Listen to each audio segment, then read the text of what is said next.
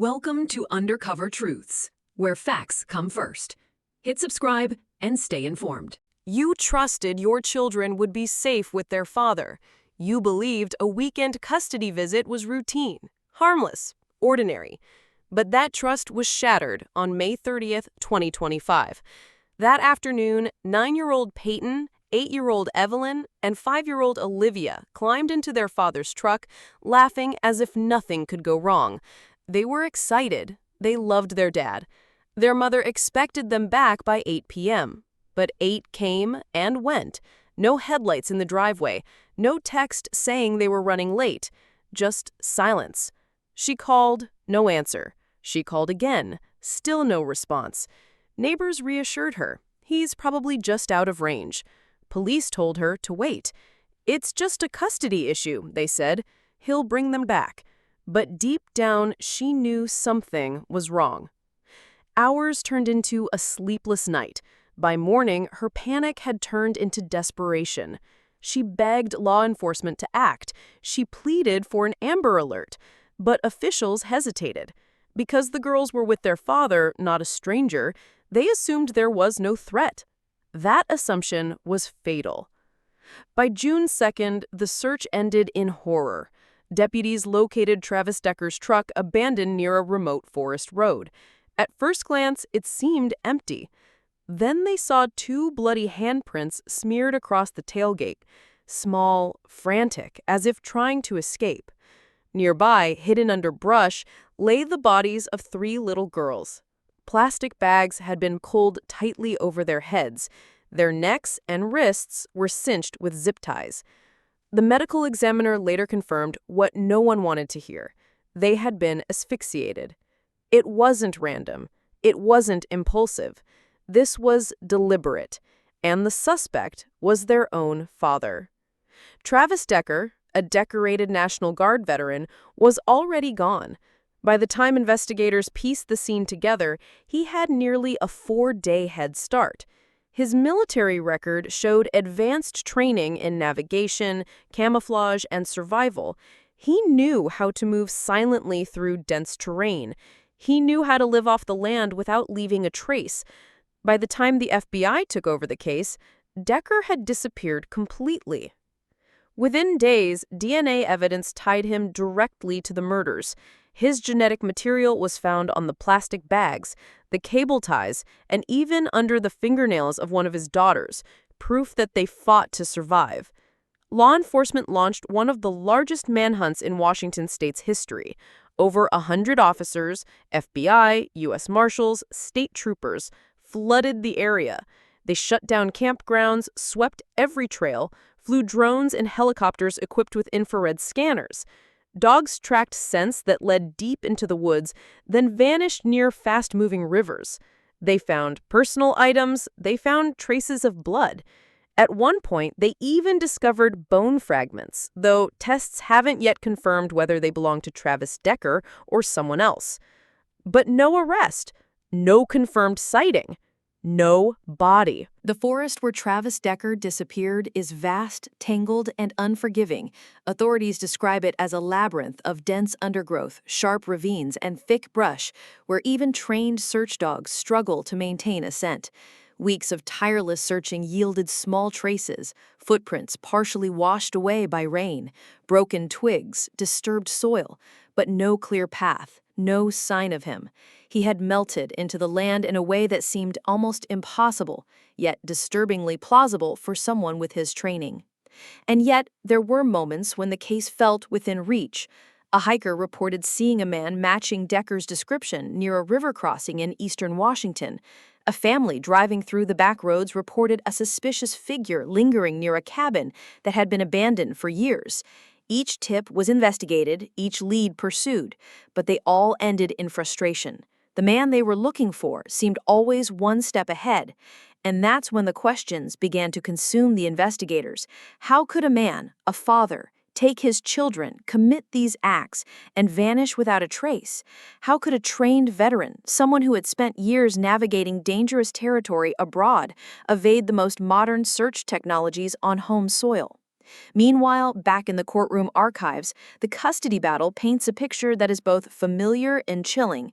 Travis Decker's ex-wife had repeatedly raised concerns about his unpredictable behavior, about moments when his temper flared, about times when he seemed capable of irrational, even frightening acts.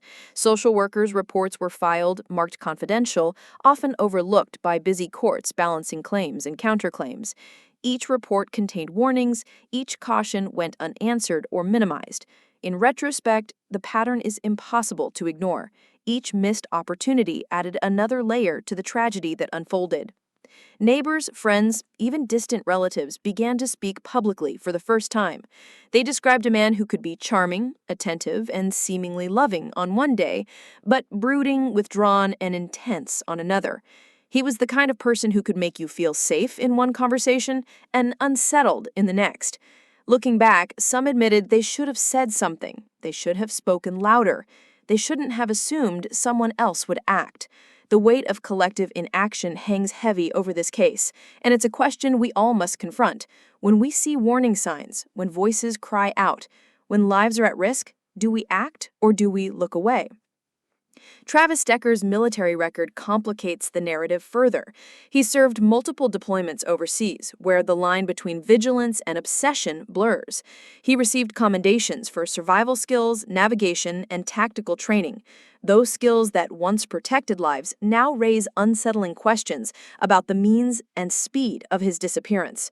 Reports indicate he may have retained military survival guides, maps, and equipment, items investigators are treating as potential tools that could aid him in evading capture indefinitely.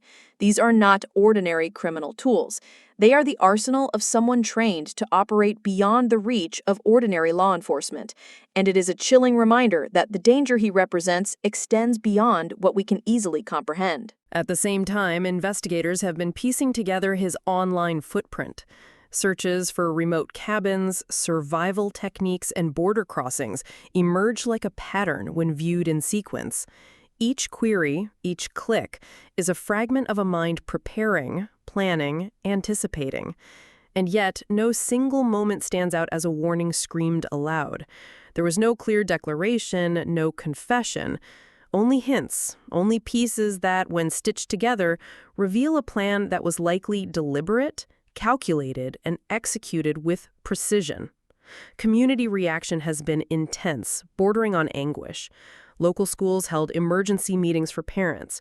Children who once played with the Decker sisters now face the impossible reality of their absence.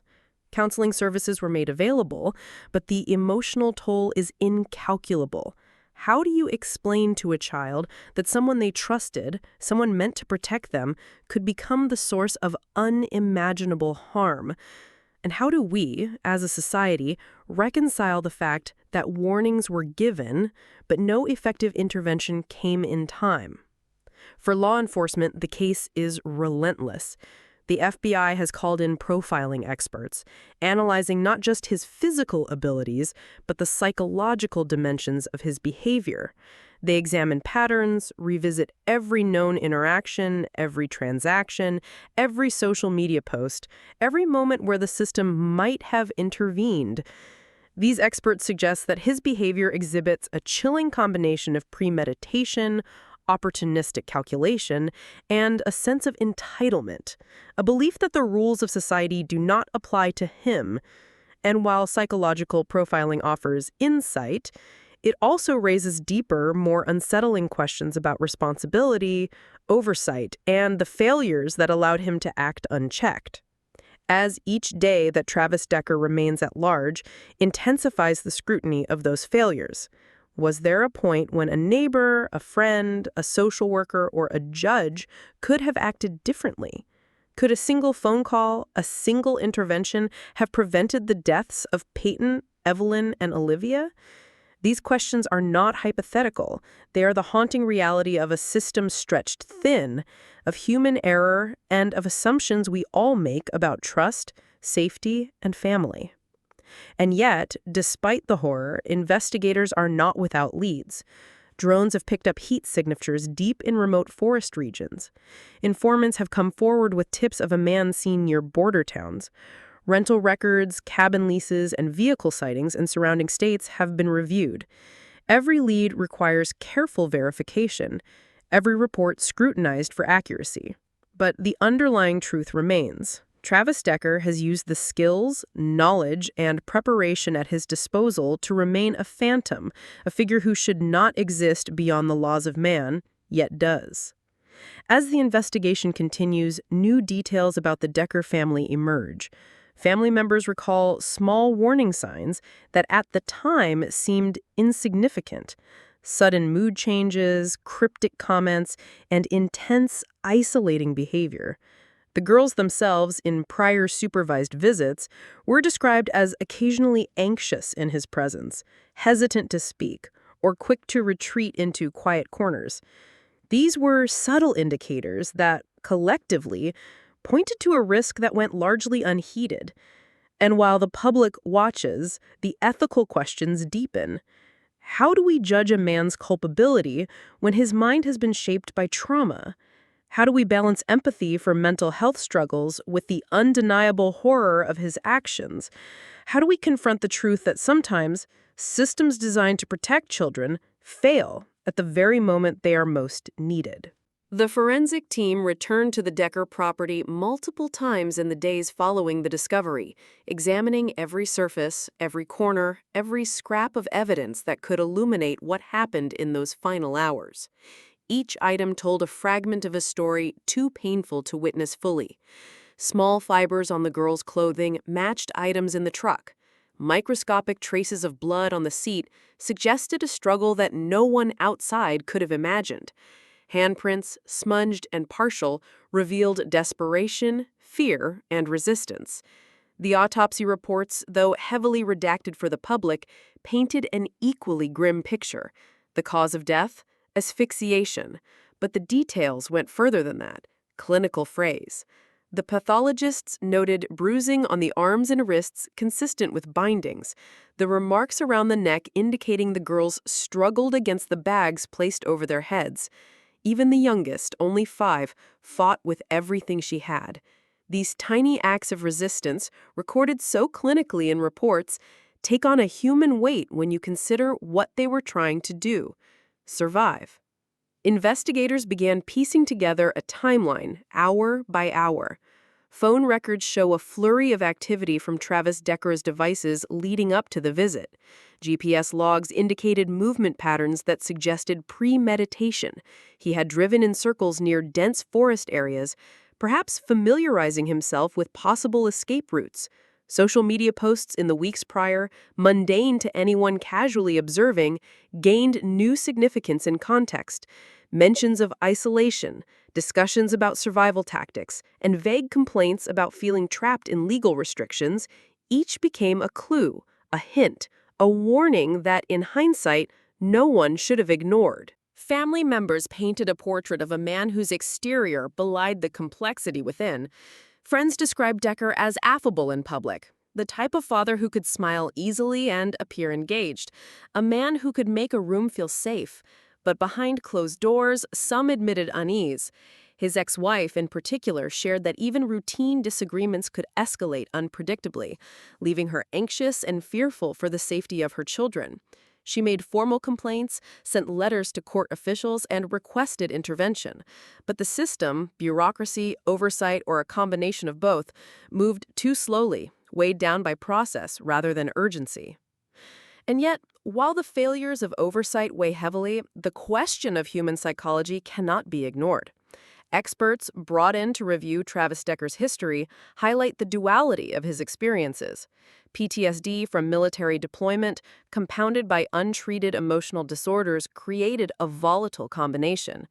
But volatility alone does not lead to murder. The meticulous nature of the crime, the steps taken to plan, execute, and attempt disappearance suggest calculation.